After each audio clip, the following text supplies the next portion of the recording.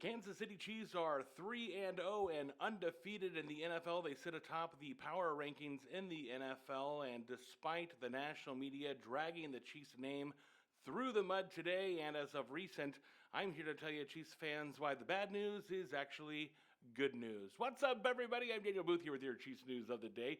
If you are new to this channel, we discuss Chiefs every single day. So if you love the Chiefs, you love talking about the Chiefs, you don't have buddies to talk about the Chiefs with, now you do. So hit that like and subscribe button and join in the conversation in the comment section below. So let's get right to it. There are three pieces of bad news that came out today. And one being kind of a national narrative that's been going on for the past couple weeks. But we're going to break down each of these three, and we're going to start with the very first. The very first being that the Kansas City Chiefs have activated Kareem Hunt to the 53-man roster. They waived Ingram, and so Kareem Hunt will be playing against the Chargers this Sunday. Here's why this is a good thing. And first and foremost, let me say the national media, a lot of people have called this a controversial signing by the Kansas City Chiefs, a desperate move. How could the Kansas City Chiefs give this guy a second chance when he was supposedly a abuser? He hit women or whatever. You know, I am not excusing what he did. He kicked that girl in that hotel room, and as I've said in previous videos, putting your hands or your feet on a female is unacceptable 100% of the time. I don't care who you are. I don't care what they have done. I don't care if they hit you first. You never put your hands or any part of your body on a female in a violent fashion. So I am not excusing that. What I am saying is that was in 2018, and it is now 2024, and he went on to other teams. He went to the Cleveland Browns, as we all know, and they brought him into the Kansas City Chiefs, and he was, as Andy Reid and Patrick Mahomes said, he was a different person. He had truly grown up. He had truly matured. He was not just sorry that he missed out on the 3 Super Bowls. He was not just sorry that he missed out on the millions of dollars and the endorsement deals. He was really sorry that he had lied to the Hunt family. And so Clark Hunt, who had to make the ultimate decision, signed off on this and said, you know what, I'm going to give this person, Kareem Hunt, a second chance. And that's what mercy and redemption is all about, giving people a second chance when they are truly repentant and they have truly learned from their mistakes. So whatever sins that this guy has made, he has paid for. Now, he's not going to come in and be the Kareem Hunt of old. We all know that. He probably has lost a step.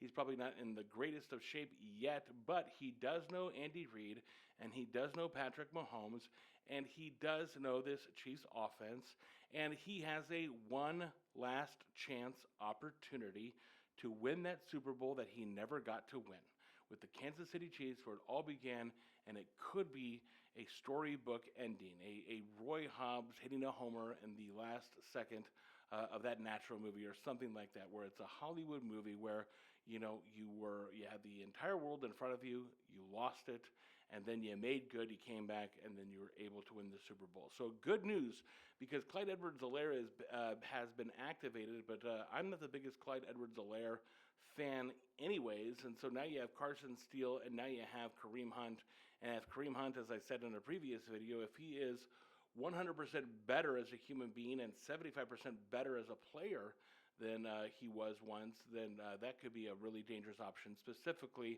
on third down and short yard situations. If he can come in and be that bruiser that we need, and also that veteran in the locker room who could potentially tell people, hey, look, don't make the same mistakes that I did.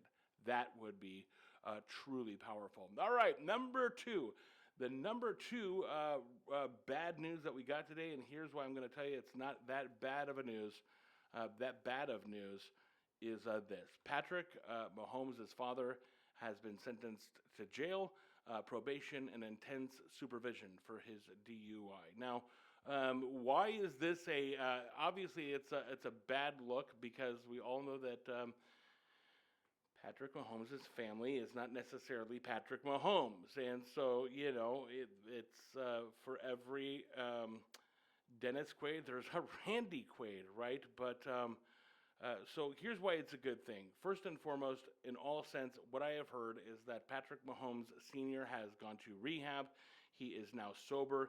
He has got his drinking under control, and that is a good thing. And also, it's kind of good because it eliminates him a little bit from the spotlight, It creates accountability. So if he was just, getting DUIs and still showing up to the games, and you see him drinking Miller Lite in the press box with Brittany and Taylor Swift and the others, that's a bad look. And now he's a grandpa with two babies, three babies. I think that, yeah, three babies now. And so it's time for him to get his act in order. And so for him to get sober and for him to pay for his sins the way that Kareem Hunt did, there's a lot of forgiveness by people on the other side of suffering. When people make mistakes, and then they have to pay for those mistakes, and then they come out on the other side without excuses and with saying the right things and have bettered themselves, people tend to respond to those situations in a positive way because, look, the reality is every single one of us, all 4 to 7 or how many billion people are on this planet, we are all flawed individuals. We are all in need of grace and mercy and a second chance, provided that the crime obviously wasn't so egregious. But that's the good news.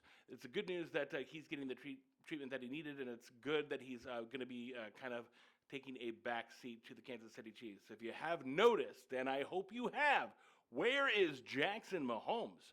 He is gone in that press box, and that's because I think the Chiefs team said, look, you're not going to destroy this brand.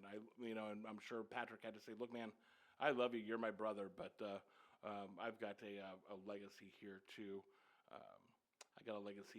protect. So that's the number 2 bad news. That is also going to be good news. And the final bad news is this narrative of Travis Kelce and what's going on there. I have gotten into fights with people, with my own brothers. I got into a fight about what's going on with Travis Kelce. Has he missed a step? Is Taylor Swift just a mere distraction?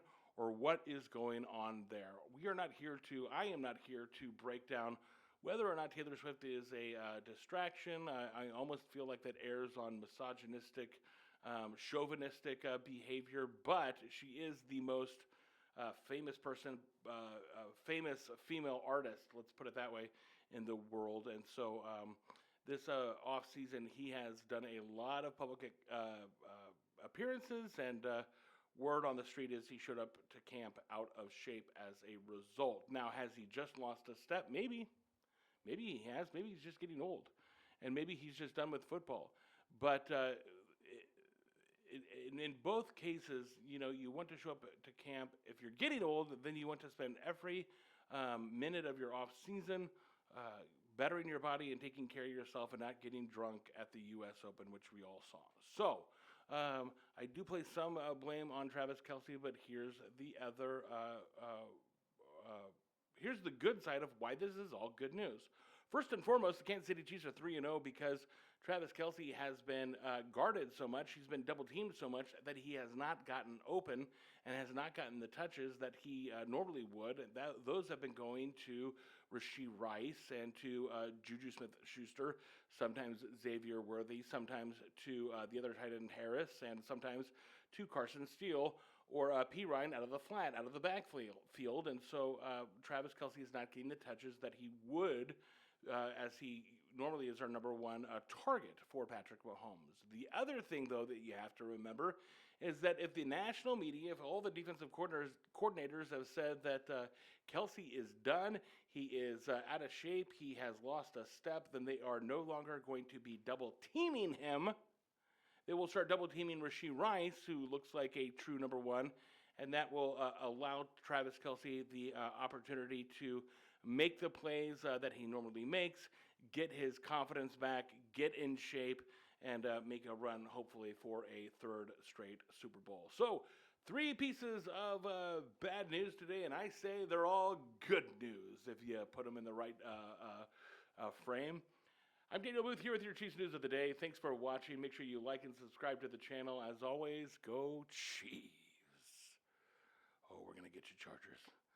Oh, I hate the Chargers. Gonna get them.